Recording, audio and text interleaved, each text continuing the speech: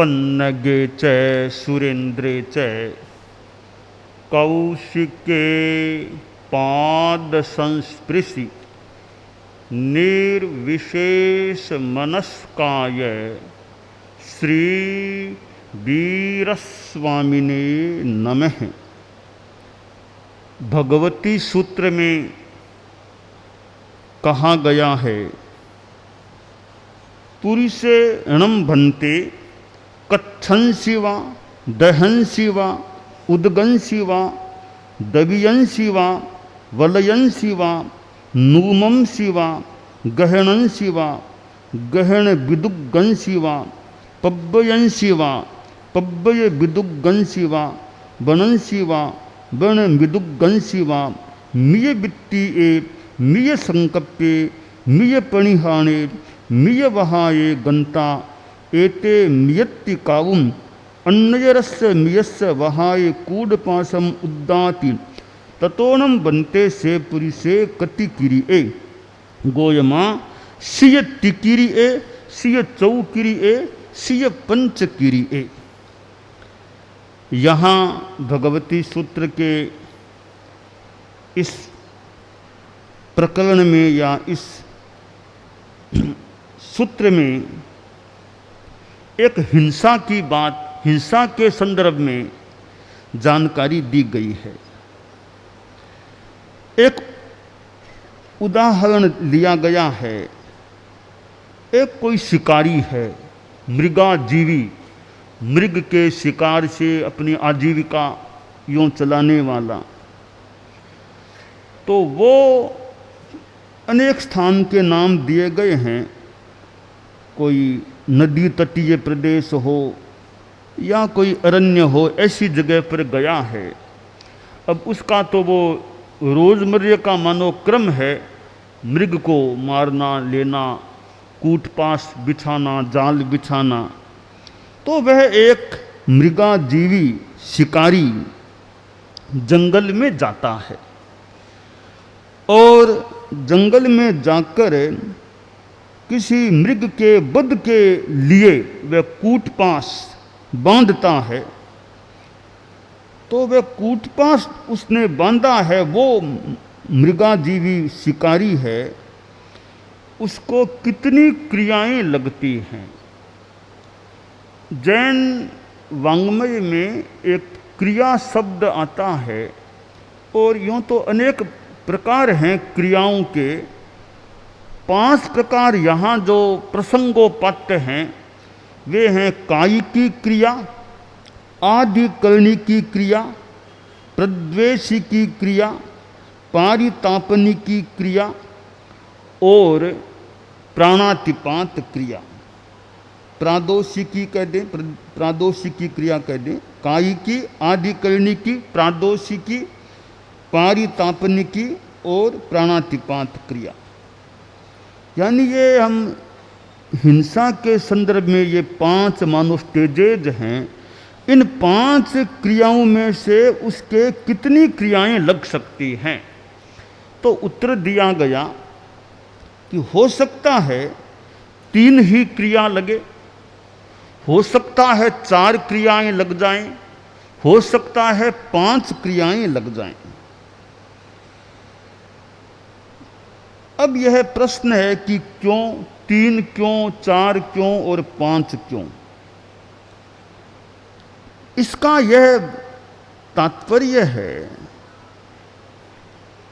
कि हिंसा है, उसको हम एक तो हिंसा हो गई उसको देख लिया, पर हिंसा करने से पूर्व प्रक्रिया भी होती है।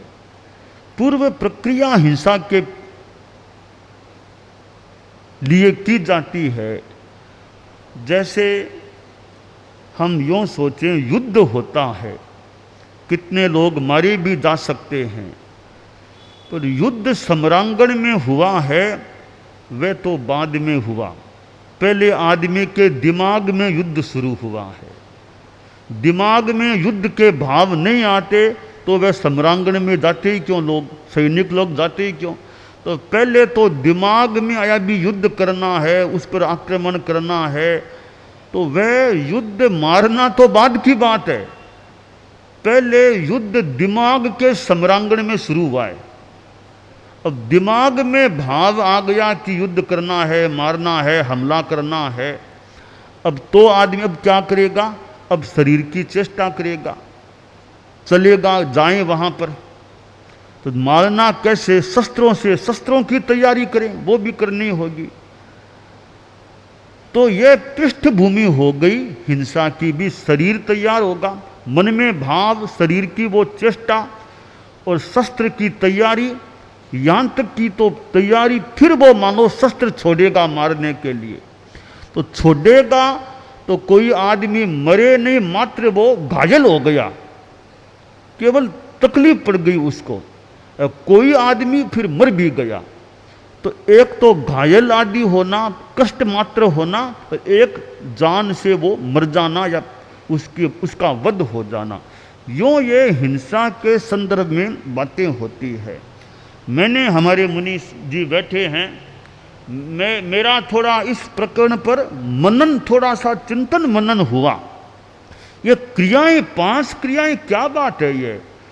तो उसको मैंने अपने स्तर पर इसको यूँ समझा हिंसा के संदर्भ में कि ये कुछ तो हिंसा की स्टेजेज हैं, कि जैसे किसी को मारना है तो सबसे पहले तो अनुपरत कायिक की क्रिया, मन में वो अत्याग है, संयम नहीं है, वो भूमि चाहिए। जिसके हिंसा के त्याग है, हिंसा के त्याग का पालन करने वाला, वो तो क्या हिंसा करेगा। जिसके हिंसा के त्याग नहीं, अवृत्ति है, वो तो पहली पृष्ठभूमि चाहिए कि हिंसा का त्याग नहीं, अवृत्ति है। अब हिंसा करना है तो उसके लिए उसको शारीरिक तैयारी करनी। जैसे मान लो मृग को मारना है, तो मृग को मारना है तो उसको शरीर की चेष्टा, बाण को हाथ में लो, धनुष को, तो शरीर की चेष्टा करनी पड़ेगी। पहले अवृत्ति तो है ही, अब शरीर की चेष्टा, शरीर के लिए वो चलेगा, बाण को हाथ में लेने का, शस्त्र को तैयार करेगा। तो शस्त्र की तैयारी है, भले कलपुर्जों को जोड़ना पड़े, कुछ भी शस्त्र तैयार करेगा, वो एक आधी करने की शस्त्र की तैयारी। तो शरीर की चेष्टा वो कायिक की, शस्त्र की तैयारी आदि करने की। अब वो हिंसा करेगा तो मन में वो हिंसा का भाव होगा, तब प्रयास करेगा। तो वो प्रादोषिकी, हिंसा का भाव, द्वेष का भाव हो, वो होना चाहिए, तब वो हिंसा अच्छी तरह कर पाएगा। यानी प्रद्वेष होता है वो प्रादोषिकी क्रिया। ये 3 क्रियाएं तो एक पृष्ठभूमि की हो गई। अब वो मृग को मारने वाला है, अब वो अगर मान लो बाण को छोड़ेगा, फिर मृग मरा नहीं, थोड़ा सा लगा बाण, थोड़ा सा ही लगा, वो मरा नहीं, तकलीफ हुई उसको, मरा नहीं, तो मात्र तकलीफ पड़ी, तो वो चौथी क्रिया हो गई पारितापनी की। अगर वो मर गया फिर तो 5वीं क्रिया हो गई प्राणातिपात, हिंसा वध की क्रिया हो गई। तो ये 5, हमारे साध्वी जी भी बैठे हैं कि 5 क्रियाएं हैं, वो एक तरह से हिंसा की स्टेजेज सी हैं, क्रम से स्टेज। अविरति है, अधिकरण है, इधर प्रद्वेष है, फिर परितापन, फिर 5वीं है प्राणातिपात। तो यहाँ भगवती सूत्र में जो उत्तर दिया गया है कि 3 क्रिया भी, जो मृग को मारने के लिए वो मृगाजीवी शिकारी है, उसने जो ये तैयारी की है, कूटपास को बांध लिया है, तो वो कितनी क्रियाओं से स्पृष्ट हो सकता है कि 7-3, कि उसने अगर आगे प्रयास नहीं किया, कूटपास बांधा पर तकलीफ नहीं पड़ी मृग को, तो यहीं तक है, तो कम से कम 3 क्रिया तो लगेगी ही लगेगी। तो 3 क्रिया हो गई। अब वो आगे प्रयास करता है, मृग कष्ट में आ गया, घायल हो गया, तो चौथी क्रिया पारितापनी की लगे। अगर वो मृग मर गया तो 5वीं क्रिया प्राणातिपात। 3 क्रियाएं भी हो सकती है, 4 भी लग सकती हैं और 5 भी लग सकती हैं। यह इस प्रकार हम 5 क्रियाओं को मेरे अपने चिंतन के अनुसार समझ सकते हैं। यह जो हिंसा की बात है कि केवल प्राण वध करना तो हिंसा है ही मान लो, तो वो तो हिंसा है ही है, परंतु प्राणवध करने के लिए कायिक चेष्टा करना भी हिंसा का ही एक पूर्व भूमिका के रूप में अवयव अंग हो जाता है। और आगम की भाषा में वो कायिकी क्रिया, जो शारीरिक चेष्टा है हिंसा के लिए, वो आगम की भाषा में हम कायिकी क्रिया, कायिया क्रिया के रूप में। अब शस्त्र का प्रयोग करना भी हिंसा है, वो आधिकरणी की क्रिया। और मन का द्वेषपूर्ण होना भी उसी का एक अवयव अंग है, तो वो प्रादोषी की क्रिया हो गई। और अब जो परिताप दिया जाए, परिताप देने का कार्य वो पारितापनी की, हिंसा मार दिया जाए, मार दे, वो प्राणाधिपात क्रिया हो जाती है। अब एक यहां हम कुछ मनन चिंतन की बात बताएं कि हिंसा के संदर्भ में कुछ बातें हैं, कुछ समस्याएं या बातें हैं कि वो जो व्याध है, शिकारी है, वो मृग को मारने के लिए उसने कूटपाश की रचना की है। अब तक कूटपाश की रचना की है, तो वह शिकारी हिंसक है या नहीं? अब तक उसने मारा नहीं है, कूटपाश की रचना की है, न तकलीफ दी मृग को, तो कूटपाश की रचना की यहां तक किया है, वह हिंसक है या नहीं है? इस समस्या का समाधान विभज्यवाद या अनेकांतवाद से किया गया है, किया जा सकता है कि उसने अब तक मारा तो नहीं है, पर वो मारने की तैयारी उसने कर ली, तैयारी कर रहा है, तैयारी कर ली है, की है, कर रहा है, इसलिए उसको अहिंसक तो नहीं कहा जा सकता। उसने तैयारी, मारने की तैयारी कर रहा है, वो कूटपाश लगा लिया, लगा रहा है, तो उसे अहिंसक नहीं माना जा सकता। परंतु अब तक वह न तो मृग को तकलीफ दे रहा है, न जान से मार रहा है, इस दृष्टि से उसे हिंसक भी, इस संदर्भ में उसको मारने वाला भी नहीं कहा जा सकता। तो तैयारी कर रहा है या कि इसलिए अहिंसक भी नहीं है, मारा नहीं है इसलिए उसको हिंसक भी यो नहीं कहा जा सकता। तो हिंसा एक परंपराबद्ध प्रवृत्ति होती है कि मानसिक द्वेष, कायिक चेष्टा, शस्त्र का प्रयोग, ये सब हिंसा की श्रृंखला की कड़ियां है। यहाँ तक ये भी कड़ियां है, ये हिंसा के एक सहायक तत्व हैं, पर ये पूर्ण हिंसा तक अब तक काम नहीं हुआ है। परिताप और प्राणवध की प्रवृत्ति, प्राणवध हो जाता है, तो वो परिताप नहीं भी हुआ, प्राणवध नहीं भी हुआ, परंतु इतनी तैयारी भी कर ली है, तो हिंसा के लिए शारीरिक प्रयत्न किया है, उतने मात्रा में वह हिंसा का भागीदार तो बन गया है। इस संदर्भ में ये कायिकी, आधिकरणी की, प्रादोषिकी, पारितापनी की, प्राणातिपात क्रिया का महत्व कि हिंसा के कितने स्तर हैं, एक यहाँ तक हिंसा, एक वहाँ तक हिंसा, तो हिंसा के स्तर बताए गए हैं। अब यहाँ एक बात आती है जो बड़ी रोचक भी है, महत्वपूर्ण बात भी आती है। एक कोई शिकारी है, मृग हरिण उधर दूरी पर सामने खड़ा है, अब वो उसको मारने का इच्छुक है। उसने धनुष बाण की तैयारी की और बाण चलाने की मुद्रा में वह खड़ा हो गया है। अब वो बाण चलाने की मुद्रा में खड़ा है, अब तक बाण छोड़ा नहीं है, अभी छोड़ने में 1-2 सेकंड की मान लो देरी है।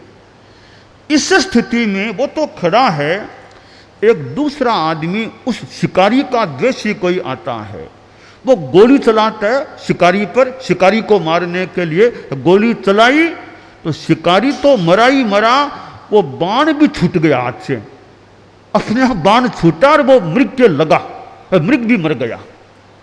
अब वो मृग को मारने वाला भी मर गया, जो तैयारी में था, मृग भी मर गया, दोनों मर गए हैं।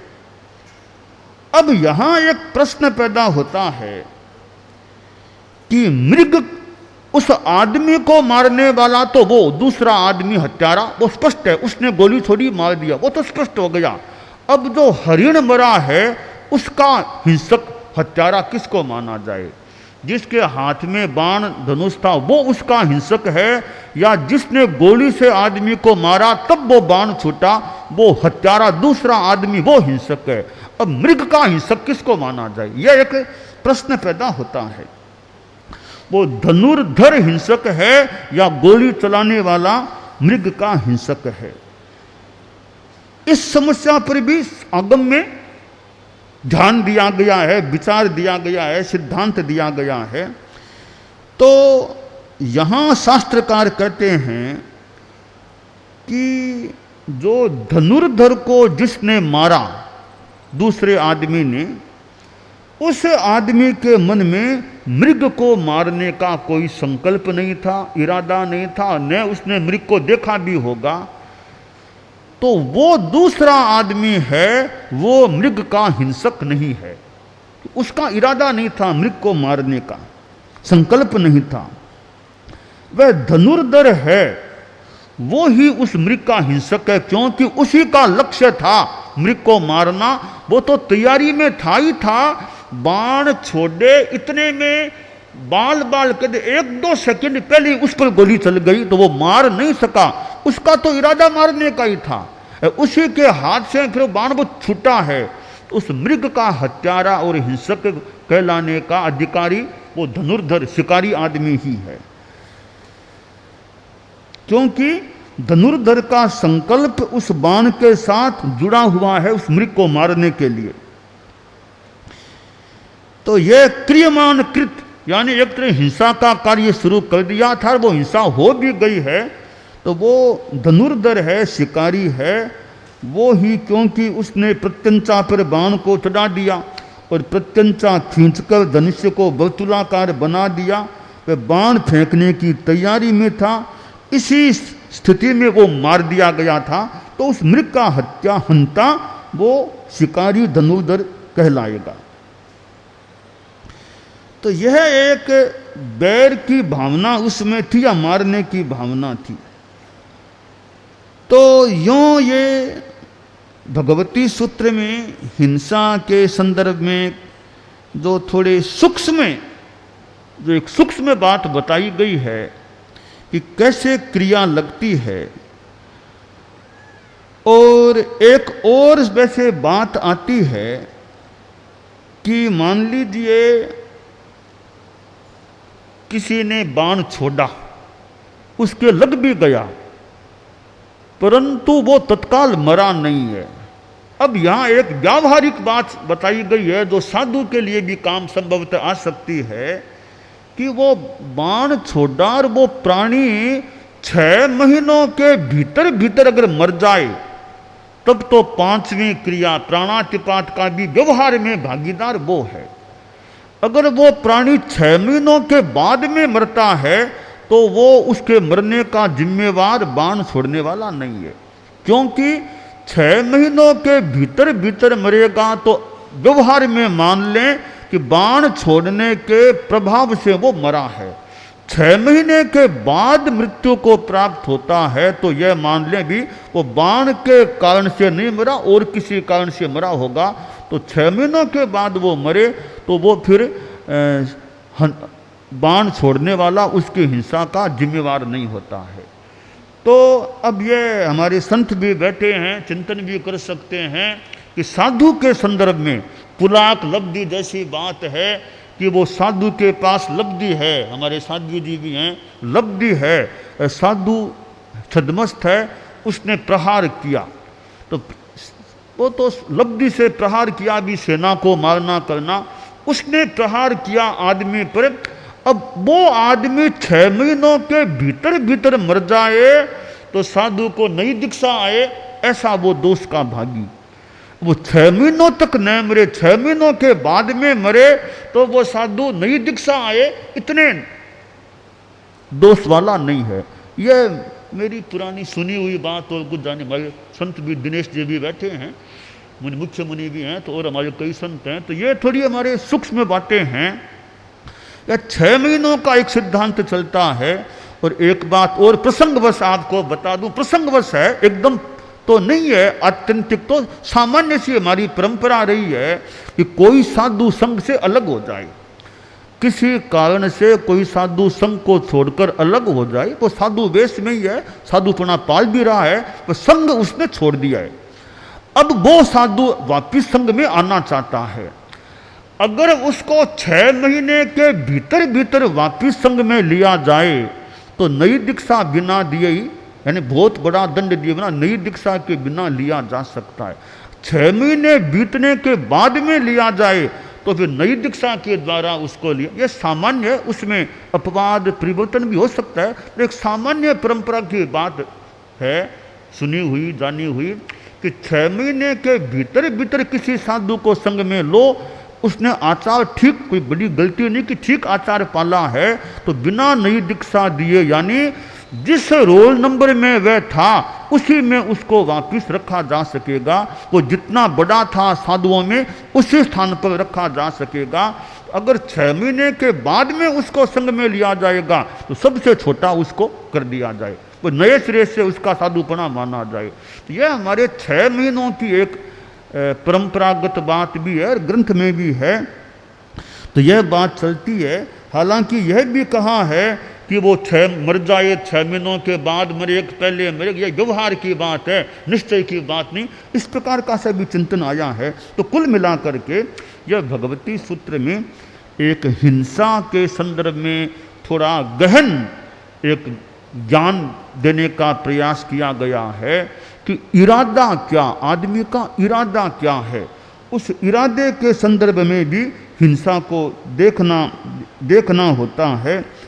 और वैसे ये हिंसा की जो बात है, तो डॉक्टर सिकदर ने भारतीय दंड विधान की धारा 299, 300, 302 के साथ भी इस 6 मास की अवधि के नियम का सामंजस्य बताया है कि भी अपराधी कोई कोर्ट में गया है तो वो भी कभी किस इरादे में था, इरादा क्या था उसका, कि वो देख करके उसको दंड देने की ऐसी बात यहाँ दी गई है आश्रय। तो यह शास्त्र में भी बात है भी कि इरादा क्या, उस शिकारी का इरादा उसको मारने का था मृग को, तो भले उसने बाण अपने आप छोड़ा नहीं था, बाद में छूटा है, तो भी वो उसका इरादा मारने का ही था और उसी के हाथ से बाण छूटा है, वो मृग मरा है। तो उस मृग की हिंसा का जिम्मेवार, उस मृग का हिंसक वो शिकारी है, न कि वो दूसरा आदमी जिसने गोली मार के उस शिकारी को मारा था।